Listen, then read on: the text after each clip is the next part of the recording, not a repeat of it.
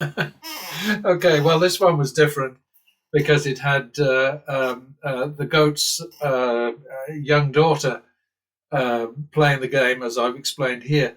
I do get asked from time to time why I bother to track the professional losers on YouTube, and the answer is always the same, and it's very simple. That is that these moves, these bets are not mine, so nobody can say that I've somehow rigged the bets or knew in advance what was happening or whatever.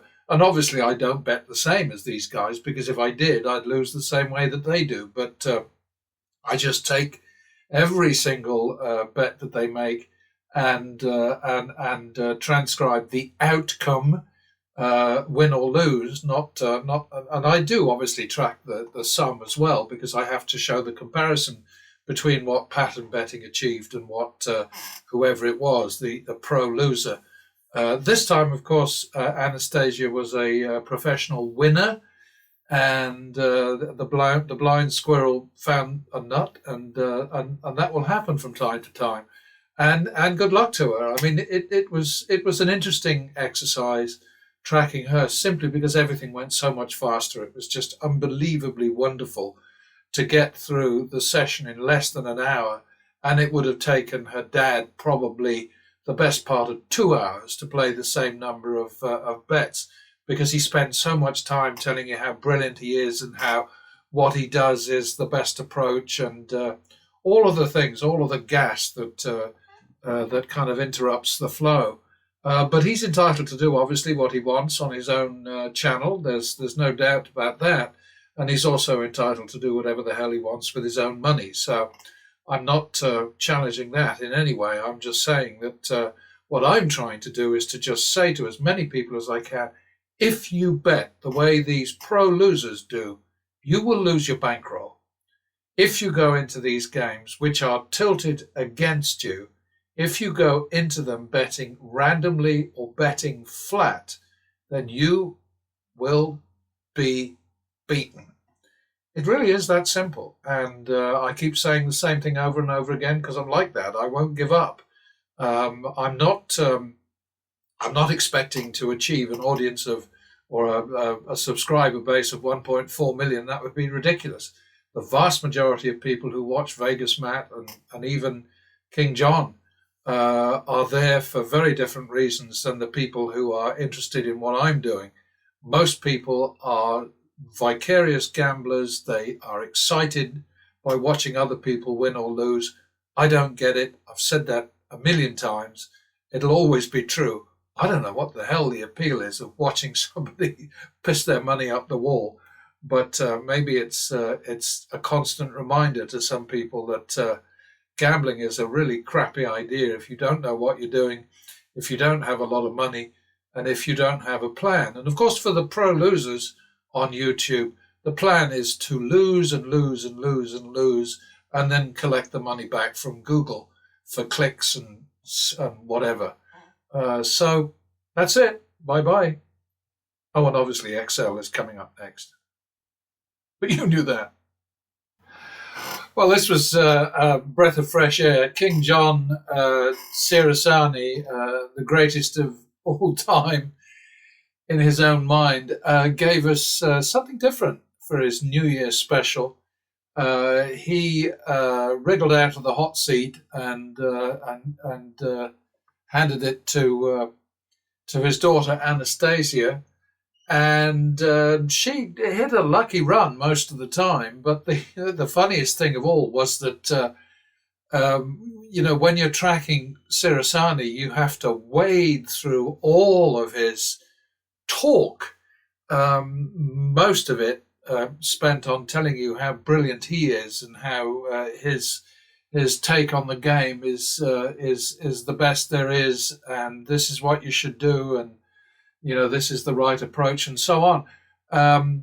Anastasia got through 63 bets, and I mentioned 63 bets only because my notebook has 21 lines, and when I'm doing the transcription with pencil, the old-fashioned way, I haven't yet been able to recruit AI to get the job done for me. Three columns is 63 bets, obviously.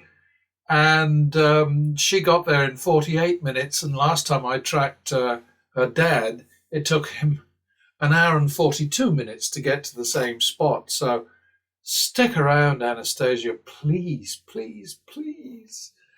Anyway, here's the story. It was very much a player-friendly data set this time, data set, as some people still say in the UK. Plus 14.8% in the player's favour. That's very strong. It's very hard to lose against that.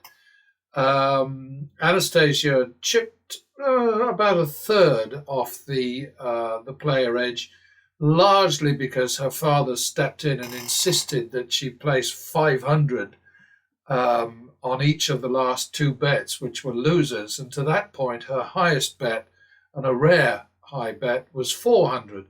So she should have basically said, hey, Dad, this is my game, piss off. But she didn't. And so it cost her $1,000. There's absolutely no sense in suddenly just jumping the bet to 500 plus based upon the fact that you've made some money. Why would you want to give 1,000 back to the casino just because you've won $4,000? It doesn't make any sense at all. But then, to be fair to John, he's consistent. He usually doesn't make any sense. So that's fine. That's his privilege, his right. It's his money. Well, I suppose it was still his money this time. Left-hand bets would have won 1,950, 10.3%. His, or rather Anastasia's, split out bets, or going to two hands, made her 1,000 this time, which is great. It's very unusual. I always say, folks, if you want to hang on to your money, or if you want to, make a real go of this game, don't bet more than one round. Don't bet more than one hand. Sorry. It just doesn't make any sense. But this time it was different, and Anastasia made an extra grand. So her final win was 2,950. Without her dad's interference, it would have been 4,000. And going back up to the top here, you can see the chart. It's quite clear that this was a plus situation.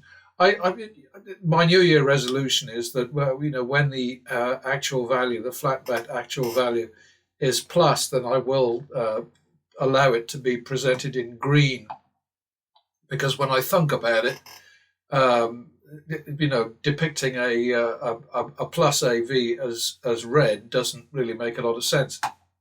Anyway, here's Anastasia, boinkety boinkety boinkety boinkety boink, then a big drop towards the end, and then a big jump, and then her dad persuaded her to do something really stupid, which she didn't do very much. She made some mistakes, there's no doubt about that. She sort of like split away from basic strategy, but no real damage was done, and she showed a very pleasant personality and some wit. And she's certainly a lot better looking than her dad, and that never hurts, And I don't mean to be sexist, but that's the truth. I think that most men would rather look at a pretty girl than at somebody like John. No offense to either side, either person. But there we are. That's where we are. Now, let's have a look and see how pattern betting did against the same doodly doodles. Pattern betting, of course, is much more consistent. Went deeper in the hole, went down 1,213, came out, of course, because that's the whole purpose of turnaround. Didn't place a silly bet at the end. So what we got was a final win of 13.5%. 3,790 was the final win. Sorry, 788 if you want to be fussy about it. Action was a little bit more than Anastasia's. Her action was 22,000, and pattern betting had 28,125 on the table. Average win value was 128% of average loss value, 343 to 268. There were 14 OKs, 14 turnarounds for pattern betting, and I don't think that. It's kind of unfair to say this because obviously she did have turnarounds. What I should do is just say, okay, let's take that and do, oops, and do that. Nope, that's wrong. Sorry. I does my best, but every so often I fuck up. There we are. So yes, she had some turnarounds, but they were few and far between. She had two, which that's going to irritate me if I don't fix that. And it's a fake okay, so I've got to do something about that. Well, I'll just leave it alone.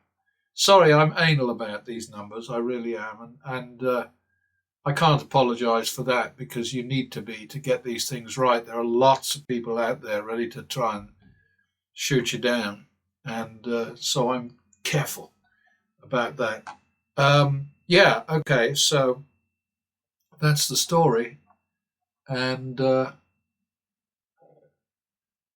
just wish that Anastasia would stick around because John Sirasani is really exhausting. And he doesn't play very well. He doesn't bet very sensibly. Oh, look, and I didn't do this right, did I? I'm supposed to be saying no more reds when the numbers are green. So, okay, so I fixed that. So there you have it. I mean, it's pretty straightforward. Pattern betting did a little better in terms of win percentage, 13.5% to about 10.5% for Anastasia. The actual flat value was 14.8%, so pattern betting didn't erode it quite as much as Anastasia did. But she did well. She did fine. And like I say, stick around, girl.